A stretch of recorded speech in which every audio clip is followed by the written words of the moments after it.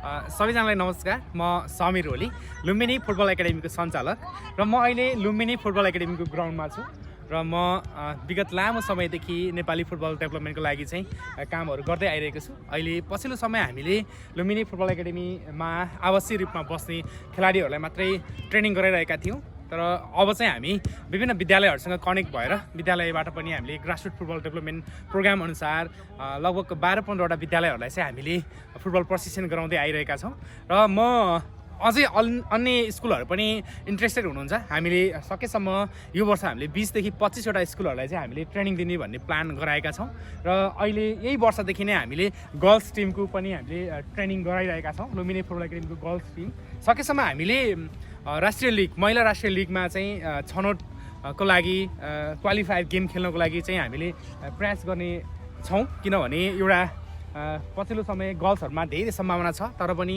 हामीले अलिकति लापरवाही गरेको जस्तो पनि देखिन्छ, किनभने बोइजहरूलाई मात्रै हामीले ट्रेनिङहरू गराइरहेको देखिन्थ्यो। तर अब चाहिँ हामीले लुम्बिनी फुटबल एकाडेमीबाट गर्ल्स टिमलाई पनि हामीले रेगुलरमा ट्रेनिङ गराएर विभिन्न खालका टुर्नामेन्टहरूमा सहभागी गराउने चाहिँ हामीले योजना बनाएका छौँ।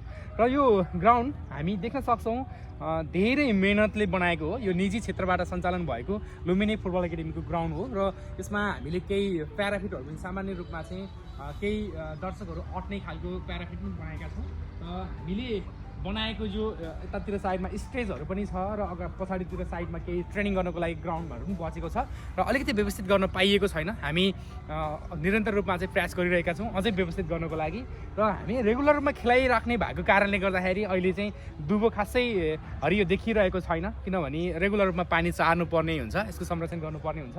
त्यस कारणले गर्दाखेरि पनि हामीले अलिकति समय दिन नसकेको जस्तो पनि भइरहेको छ र हामी चाँडै नै ग्राउन्डलाई अझै व्यवस्थित गराउने प्लानहरू गर्नेछौँ, किनभने अब हामीसँग लगभग अन्तर्राष्ट्रिय रूपमा एउटा चर्चित क्लब सिङ्गापुरको फ्रेन्च युनाइटेड क्लबसँग हाम्रो टाइअप भएको छ। अब चाहिँ ग्रासरुट फुटबल डेभलपमेन्ट र सँगसँगै संरचनाहरू निर्माण गर्ने गरी पनि हामीले अहिले चाहिँ एग्रिमेन्ट गरिसकेका छौँ। त्यस कारणले गर्दाखेरि हामी चाँडै नै यो एकाडेमीको ग्राउन्डलाई अलिक व्यवस्थित गराउनेछौँ र अझै अन्य ग्राउन्डहरूको लागि पनि हामीले चाहिँ वैकल्पिक ग्राउन्डहरू पनि खोज्ने प्रयासमा छौँ।